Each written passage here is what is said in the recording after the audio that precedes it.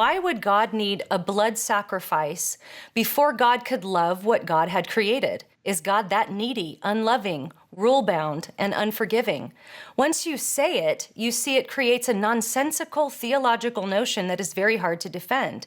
What would God ask of me if God demands violent blood sacrifice from God's only Son? A violent theory of redemption legitimated punitive and violent problem-solving all the way down, from papacy to parenting. If God uses and needs violence to attain God's purposes, maybe Jesus did not really mean what he said on the Sermon of the Mount in Matthew 5, "Blessed are the gentle, the merciful, and the peacemakers." So there's a lot there. What do you think? From the very first sentence, he sets up a straw man, which he then easily demolishes. He says, why would God need a blood sacrifice before God could love what he has created? And the doctrine of the atonement is that God so loved the world that he gave his only begotten Son. It is the love of God that motivates the atoning sacrifice of Christ.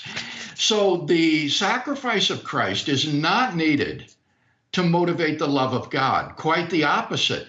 The love of God motivates God to take on human flesh and to give his life in a supreme act of self-sacrifice in order to satisfy the demands of God's justice.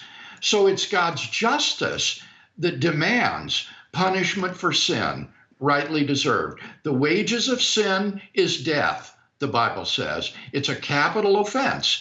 And God would not be perfectly just if he did not exact the demands of justice.